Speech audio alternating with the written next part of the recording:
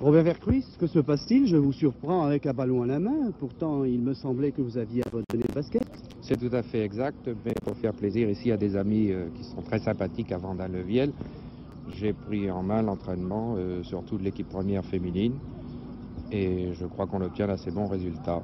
Mais au point de vue activité de basketteur, c'est complètement terminé pour moi. Je viens uniquement ici, complètement terminé.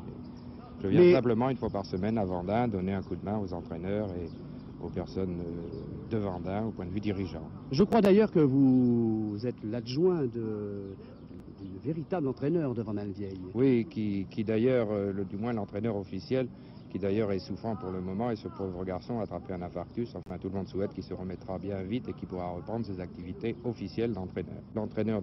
Le travail d'entraîneur est très intéressant, seulement il faudrait pouvoir y consacrer beaucoup plus de temps. Or, venant 1h30 à 2h ou 2h30 par semaine, j'ai vraiment peu de temps pour me consacrer et vraiment faire du bon travail. Je ne peux que parfaire ce qui est fait ici déjà.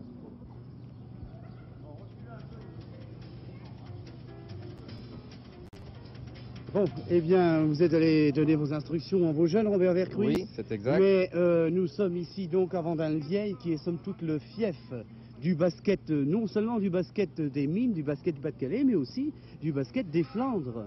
Et il me semble que cet après-midi, vous avez pas mal de jeunes garçons aussi qui viennent s'initier au basketball.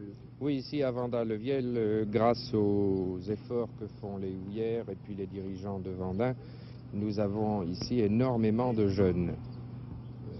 Beaucoup de jeunes viennent travailler ici sous la direction de gens de bonne volonté, et il y en a énormément, à tel point qu'il faudrait même pouvoir organiser d'une manière suivie et ordonnée un système d'entraînement presque journalier.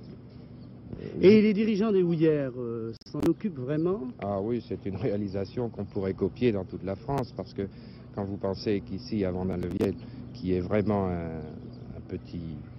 petite localité, eh bien, avec des installations comme nous avons, c'est vraiment exceptionnel. Moi-même qui ai beaucoup voyagé en France, je ne connais pas son pareil en France au point de vue organisation sportive. Mais par exemple, il y a ici ce terrain qui est magnifique, l'hiver. Eh bien, l'hiver, nous travaillons dans une salle de basket que beaucoup de grands clubs de basket en France enviraient. Nous avons des installations vraiment au point pour pouvoir travailler l'hiver en salle. Somme toute, il y a tout ce qu'il faut pour travailler. Mais absolument les jeunes, est-ce qu'ils deviennent de bons basketteurs?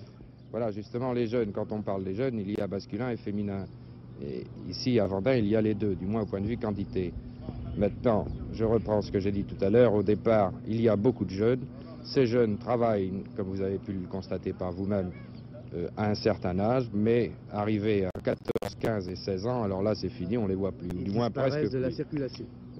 Pour vous donner un exemple, nous pouvons avoir des centaines de jeunes pour les amener au basket, et somme toute, il n'y a que 3 équipes masculines, qui est senior, cadet et puis junior.